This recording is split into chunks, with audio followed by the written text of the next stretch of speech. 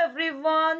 Welcome to Jaidev classes for JRF in political science. कैसे हैं आप सब friend? This is Meenakshi Singh और आज हम लोग यहाँ पर डिस्कस करेंगे फेमिनिज्म। तो मैं आप लोगों को आज liberal, radical and socialist feminism यहाँ पर कराने वाली हूँ। उससे पहले मैं प्लस क्लासेस आप लोगों को अन अकेडमी पे मैं लाइव पढ़ाती हूँ और प्लस में आप लोग आ सकते हैं।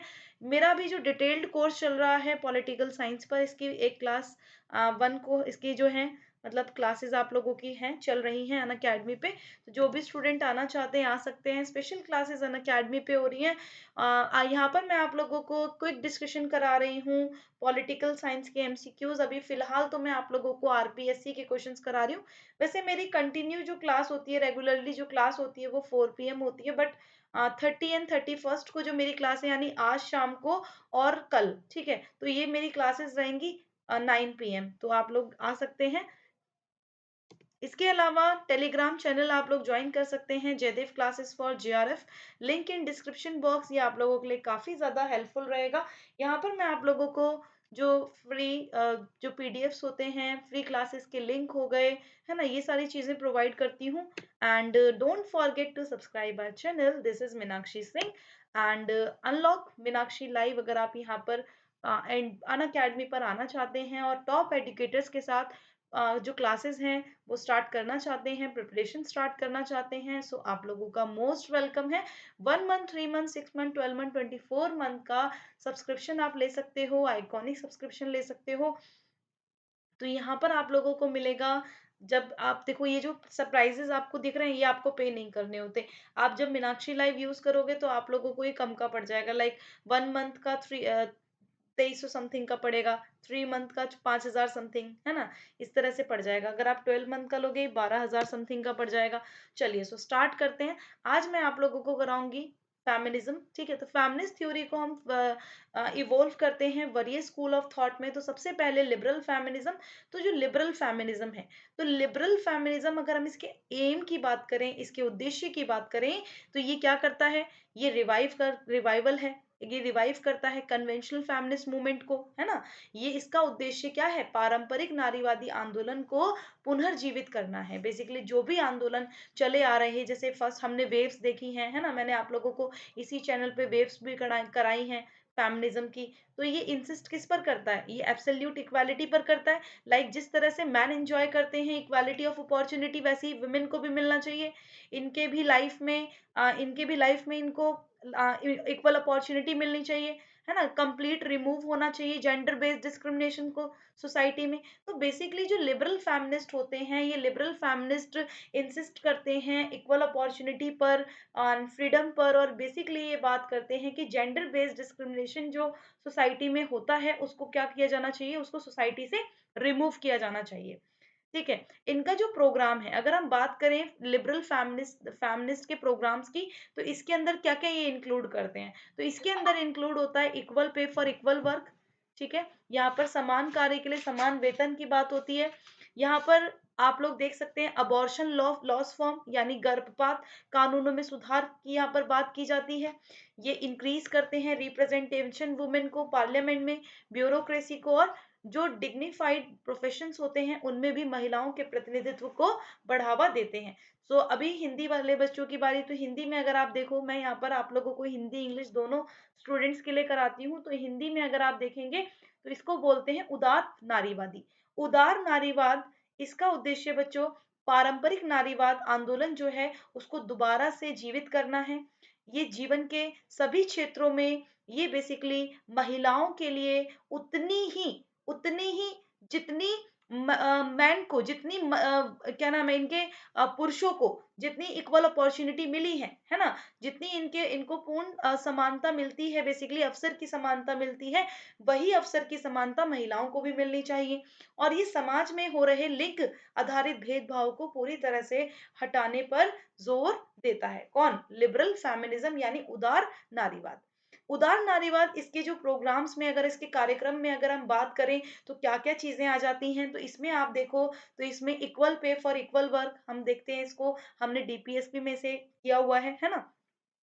समान काम के लिए समान वेतन वेतन की बात आती है कि अगर कोई भी व्यक्ति, अगर कोई भी जैसे महिला, आपने देखा होगा कि जब पुराने टाइम में क्या होता था, जब हम पुराने प्राचीन काल की बात करें या फिर थोड़े टाइम की बात कर लें, जब इंडस्ट्रियलाइजेशन स्टार्ट हुआ, है ना, औद्योगिकरण स्टार्ट हुआ, तो वहां पर क्या था, वहां पर बेसिकली महिलाओं और जो महिला थे और पुरुष थे, है ना, महिलाएं एंड पुरुष दोनों ही काम करते थे फैक्ट्रियों में, है ना। तो यहाँ पर दोनों ही इक्वल काम करते थे, इक्वल काम करते थे, लेकिन जो मैन होते थे, पुरुष होते थे, उनको सैलरी ज्यादा दी जाती थी, और महिलाओं को किन के बराबर सैलरी दी जाती थी, बच्चों के बराबर सैलरी दी जाती थी, चिल्ड्रंस के बराबर सैलरी दी जाती थी।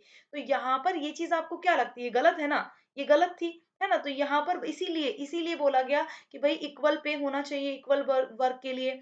और अबॉर्शन लॉज रिफॉर्म यहाँ पर बात करते हैं, यानी गर्भपात कानूनों में सुधार की बात करते हैं। रिप्रेजेंटेशन इंक्रीज होना चाहिए विमेन का, पार्लियामेंट में, ब्यूरोक्रेसी में, डिग्निफाइड प्रोफेशंस में, है ना। तो ये ध्यान रखना। उसके बाद आते हैं रेडिकल फेमिनिज्म। रेडिकल फेमिनिज्म के जो मोस्ट इम्पॉर्टेंट अगर आप देखोगे तो जो थिंकर है वो है शूल स्मिथ फायरस्टोन।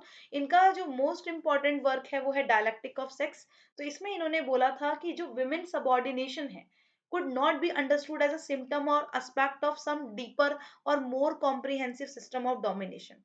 जैसे कि racism हो गया, क्लास बेस्ड डिवीजन हो गया सोसाइटी का। तो बेसिकली यहाँ पर जो स्टूल स्मिथ फायरस्टोन है ना, इन्होंने अपने डायलेक्टिक्स ऑफ सेक्स में ये बताने की कोशिश की कि जो विमेन सबॉर्डिनेशन है, जो महिलाओं को सबॉर्डिनेट देखा जाता है, इंफेरियर माना जाता है, ठीक है, तो ये जो इंफेरियरनेस है, बेसिकली जो अधीनता है, अधीनता को वर्चस्व की कुछ गहरी या अधिक व्यापक प्रणाली जैसे नस्लवाद, वर्ग आधारित विभाजन के लक्षण या पहलू के रूप में नहीं समझा जा सकता। अगर हम बोलें कि जो महिलाओं के साथ उनको इंफेरियर माना जाता है, उनको सबॉर्डिनेट माना जाता है, तो वो बिकॉज़ ऑफ कि वो बेसिकली रासिज़्म की वजह से है, या फिर class based division of society की, लाइक महिलाएँ घर में काम करेंगी और जो पुरुष होंगे वो बाहर काम करेंगे। तो ये क्या था? ये क्लास बेस्ड डिवीज़न थी सोसाइटी की, है ना? यहाँ पर क्या कर दिया गया था? यहाँ पर वर्ग आधारित विभाजन हो गया था। यहाँ पर सेक्स बेस्ड डिवीज़न हो गया था सोसाइटी का। है ना? तो यहाँ पर अगर आप देखो हिस्टोरिकली विमेन को कॉन्स्टिट्यूट किया गया फर्स्ट ऑपरेशन ग्रुप, यानी इनका उत्पीड़न किया गया। So their subordination could not be eliminated by changes such as the elimination of prejudice or even the abolition of class society। अगर मान लो, अगर हम क्लास सोसाइटी को खत्म भी कर दें, जैसे कि मार्क्स बोलते हैं, मार्क्स कहते हैं, है ना, कि हम कैपिटलिज्म को अगर ओवरथ्रो कर देंगे, उसकी जगह हम कम्युनिज्म ले आएंगे, तो यहाँ पर सब कुछ ठीक हो जाएगा, वर्कर्स अपनी सही पोजीशन पे आ जाएंगे, ये सब चीजें बोलते हैं ना। तो अगर मान लो ऐतिहासिक रूप से अगर महिलाओं का जो उत्पीड़न होता आया है, अगर हम इसको हटाना चाहें, तो पूर्वाग्रहों के उन्मूलन या यहाँ तक कि वर्ग समाज के उन्मूलन जैसे परिवर्तनों से उनकी अधीनता को समाप्त किया जा सकता है। आप खुद बताओ, नहीं किया जा सकता ना। अगर हम वर्ग समाज का उन्मूलन कर दें, हम अगर मान लो पूर्वाग्रहों का उन्मूलन कर दें, जो चीजें चली आ रही हैं, लेकिन फिर भी उनके साथ क्या रहेगा, उनको तब भी इंफीरियर माना जाएगा, तब भी उनको सबॉर्डिनेट बिहेव किया जाएगा उनके साथ। तो ये गलत है ना अपने आप में। तो यही रेडिकल फेमिनिस्ट बोलते हैं। अब मैं एक बार हिंदी में बता देती हूँ। तो रेडिकल फेमिनिस्ट में बच्चों शूल स्मिथ फायरस्टोन का नाम आता है। इनकी जो मोस्ट इंपॉर्टेंट बुक, ये आप इंग्लिश में लिख लेना, डायलेक्टिक्स ऑफ सेक्स। तो इसमें उन्होंने बोला था कि जो महिला अधीनता है, तो महिला अधीनता को अगर हम समझें, तो इसको हम एक तरह से नस्लवाद या समाज वर्ग आधारित जो भी डिवीजन है, ये विभाजन है, इसके लक्षण के पहलू के रूप में नहीं समझा जा सकता। ये बोलते हैं कि ऐतिहासिक रूप से जो महिलाओं का उत्पीड़न होता आया है ना, जो उत्पीड़ित समूह का गठन किया गया महिलाओं ने पहले, है ना, तो वो पूर्वाग्रह हो गए। पूर्वाग्रह मतलब समझ रहे हो, जैसे कि ट्रेडिशंस हो गए, है ना, कुछ जैसे आपने देखा होगा कि लाइक जैसे आप लोग जैसे परंपराएं होती हैं, रीति रिवाज होते हैं, जैसे मान लो अब जैसे अगर किसी की शादी होती है, तो वहां पर विधवा का उन शादी वाले घर में रस्मों को करना क्या अच्छा माना जाता है? नहीं माना जाता ना। अब क्यों? उसमें उसकी गलती है। अगर वो विधवा हो गई तो उसमें उसकी गलती है, बताओ। नहीं ना, उसमें उसकी गलती नहीं है। ठीक है, तो यहाँ पर क्या है, ये पूर्वाग्रह है। ये क्या है? पूर्वाग्रह है। तो इन इन पुराने रीति रिवाजों का, ये जो जिनका कोई मीनिंग ही नहीं है, इनको इनको उन्मूलन कर दें, है ना, और जो समाज है, वर्ग समाज का भी उन्मूलन कर दें। तो अगर ऐसे परिवर्तन कर भी दें, तो क्या अधीनता को समाप्त किया जा सकता है? नहीं किया जा सकता। तो यही चीज रेडिकल फेमिनिस्ट समझाने की कोशिश करते हैं। अब last one is socialist feminism. ये लास्ट है तो सोशलिस्ट फेमिनिज्म को भी समझ लीजिए। सोशलिस्ट फेमिनिज्म जो है बेसिकली वो बात करता है कि जो फेमिनिज्म है वो रिप्रेजेंट है कॉम्बिनेशन ऑफ पैट्रियार्कल एनालिसिस का। बेटा सोशलिज्म फेमिनिज्म ना बेसिकली पूरा पूरा क्रेडिट दे देते हैं कैपिटलिज्म वालों को। ये कहते हैं कि जो भाई जो भी महिलाओं के साथ हो रहा है ना, जो भी महिलाओं के साथ हो रहा है, उनके साथ उनका ऑप्रेस्ड हो रहा, उनको ऑप्रेस किया जा रहा है, या फिर मान लो वो इन्फीरियर कंडीशन में जी रही हैं, उनको सबऑर्डिनेट कंसिडर किया जाता है सोसाइटी में। तो बेसिकली इसका पूरा पूरा जो कॉज ये लोग मानते हैं वो देते हैं ये कैपिटलिस्ट क्लास को। तो ये बेसिकली किससे आप लोगों को पता है, ये सोशलिस्ट फेमिनिस्ट जो है मार्क्सिज्म से बहुत ज़्यादा इंस्पायर्ड है ना? तो सोशलिस्ट फेमिनिस्ट जो हैं ये रिप्रेजेंट करते हैं कॉम्बिनेशन ऑफ पैट्रियार्कल एनालिसिस को, radical feminist and class analysis of Marxism, है ना? ये पितृसत्तात्मक विश्लेषण और मार्क्सवाद के वर्ग विभाजन के संयोजन यानी मिलाकर इसको बताते हैं ये। और इसका मतलब क्या हो गया? कैपिटलिस्ट एज वेल मैन, ये बेनिफिशियरी है विमेन सबऑर्डिनेशन का। यानी कि अगर महिलाएं विमेन जो महिलाएं हैं, विमेन है, विमेन सबऑर्डिनेट पोजीशन में जीती रहेंगी, तो इससे कौन किसको बेनिफिशियल होगा बताओ? किसको बेनिफिट होगा? मैन को। बिल्कुल मैन को बेनिफिट होगा, बिकॉज वो सुपीरियर पोजीशन को एंजॉय करेगा सोसाइटी में, करेगा ना? तो बेसिकली यहाँ पर यही चीज है कि पूंजीवादियों के साथ साथ पुरुष भी महिलाओं की अधीनता के क्या होते हैं? लाभार्थी होते हैं। पुरुष भी जो होते हैं बेसिकली जो मैन होते हैं, मैन बेनिफिशियरी होते हैं विमेन सबऑर्डिनेशन का। वो ऐसा चाहते हैं कि विमेन सबऑर्डिनेशन बनी रहे। ठीक है? तो यहाँ पर सोशलिस्ट फेमिनिज्म जो है वो patriarchy developed analysis of labour. तो यहाँ पर इन्होंने क्या किया? समाजवादी नारीवादी जो है वो मजदूरी श्रम और घरेलू श्रम दोनों के श्रम को विश्लेषण विकसित किया इन्होंने, इसको एनालाइज करके ये क्या करते हैं? बहुत wage labour and domestic labour को ये डेवलप करते हैं। And they have also considered the role of culture. तो ये क्या करते हैं बच्चों? उन्होंने कामुकता की संस्कृति और मनोविश्लेषणात्मक पहलुओं की भूमिकाओं पर विचार किया है। ये कंसिडर करते हैं role of cultural and psychoanalytical aspect of sexuality.